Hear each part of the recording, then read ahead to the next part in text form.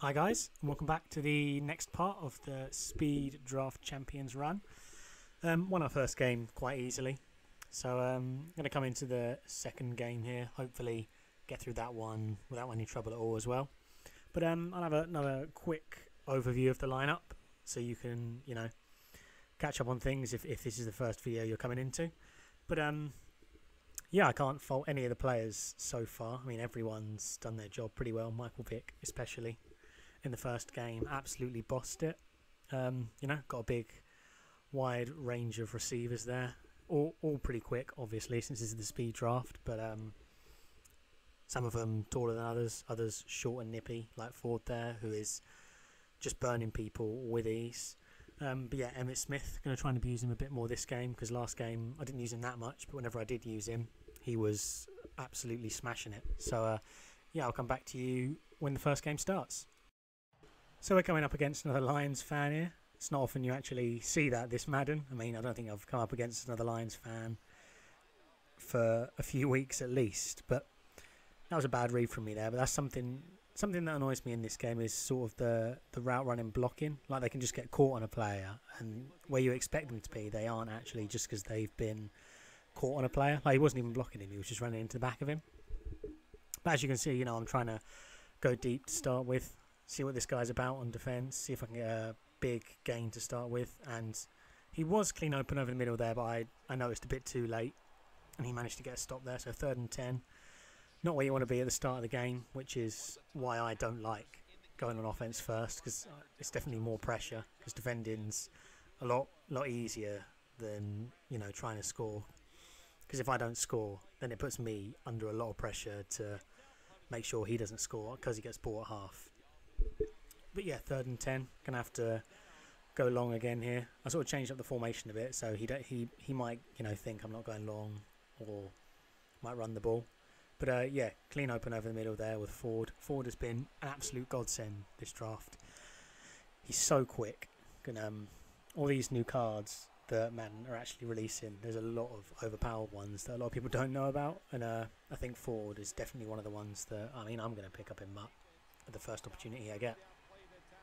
So we're slowly working our way down the field on this drive. Don't think he expected the run there whatsoever, because I hadn't been running it too much. I've just been throwing the ball deep or going for the slant routes, and running is not something I think I'm particularly good at, because finding the hole isn't something I'm great at. But Emmitt Smith there just carried me through. Like, I think he bounced off 2 tackles. He had 2 people dragging him back, and he just walked right through them. That's I suppose that's why you drafted 98 overall running back. But I think this is the point where, when that happened, this guy sort of lost his head, because it wasn't a deserved touchdown. I'll admit that.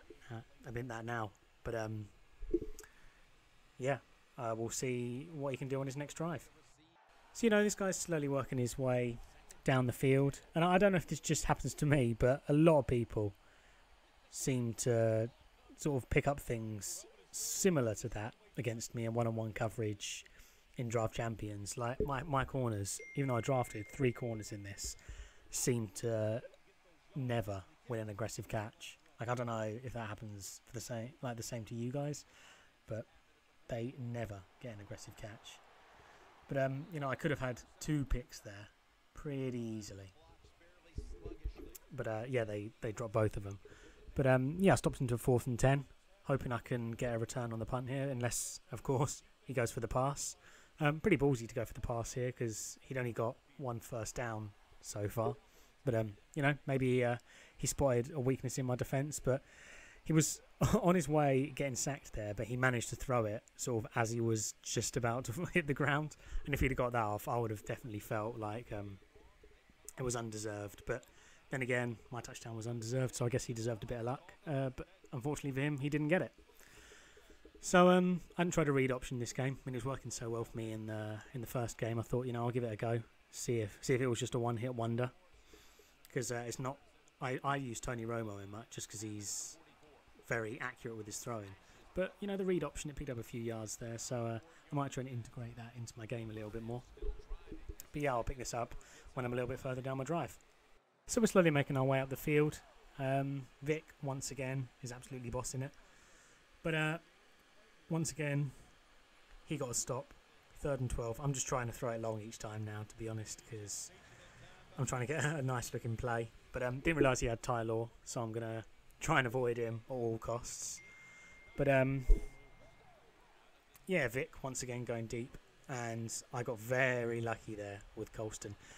He seems to be picking up most of my touchdowns, to be honest, which is strange because I haven't actually got him as a starting receiver. But over the middle, clean open. I mean, I'm going to take the chance. He should have got the tackle, and he's had enough at this point. So I'm going to include the next game in this video as well. Otherwise, it'd only be about 4 or 5 minutes long.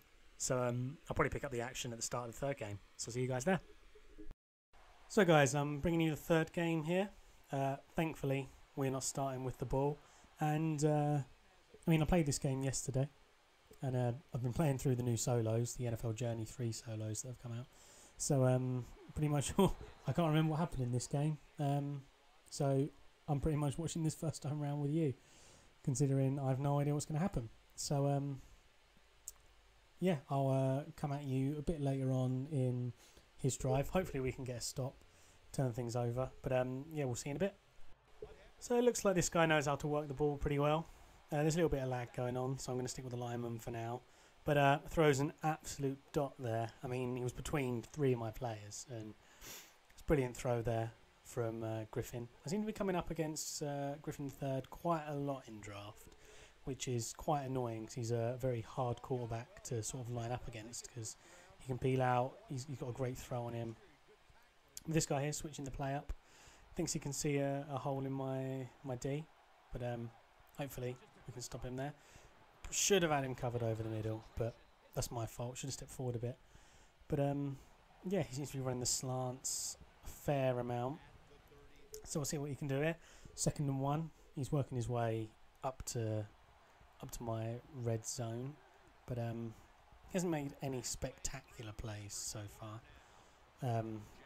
But yeah, another wide open receiver. I mean, he's getting wide open on each play, and he's made every throw, but he's slow and steady rather than hope for one long ball, which is quite refreshing to see because that's what happens against me probably 90% of the time in draft champions. Is they just get one long ball to someone like Vincent Jackson, which I come up against a lot as well, but they just get one long ball to him and my corners just can't deal with it. They either get burnt or they get out spec catched. But yeah, we got a good sack there, 2nd and 18. I think that's the first time we've managed to actually get to him on this drive. But he went for a run there, and I really didn't expect that.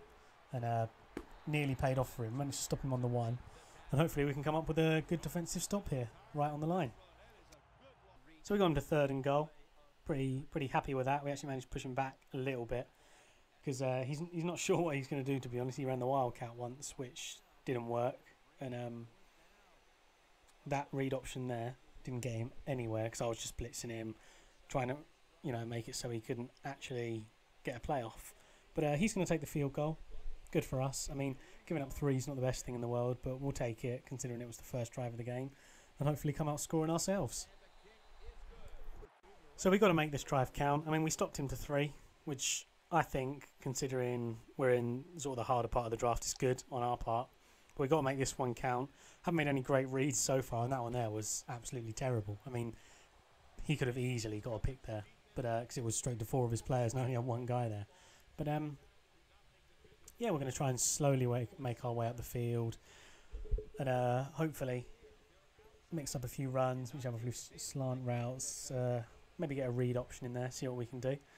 But yeah, I remember the theme with this guy is he was taking absolutely ages to pick any play, which was getting sort of a little bit frustrating because he was taking about 15, 20 seconds just to choose the same defensive play most of the time. But yeah, we're going with the classic route that I love. And don't know how I managed to dodge both tackles there, but I'm going to go all the way up the field for a touchdown there. To be honest, that's not what I was intending. I usually intend that just to get the first down, but that's Colston again picking up a touchdown. He's definitely pulling his weight in this draft. So he started up his game a bit. I think he's feeling the pressure since I scored. He knows he's got to score before the half, so he's going with a lot of big bombing plays. And this is why you pick someone like Griffin III, because he threw it past there. I thought I got a stop, but somehow that was actually in the end zone. I mean, I at the time thought, you know, got into the 1, maybe the 2, get another stop here, but he managed to get it in just before the half, so it's up to us to sort of return the favour. So we've got 31 seconds left here, and this drive is down to Michael Vick. Hopefully he can throw an absolute dot. Good throw there. Once again, somehow weaving in and out of tackles with DeAndre Hopkins there. That's one of the, I think, the main advantage that I've got over people in this draft is I have such a big wide receiver core. Like their corners get tired, they go down to the lower rated ones. My wide receivers, even if they get tired, I've still got, I think, 5 absolutely quality wide receivers to go to. But yeah, he's got half a minute to score, 3 timeouts, so it could be done. But you know, I'll see if it happens later in the drive.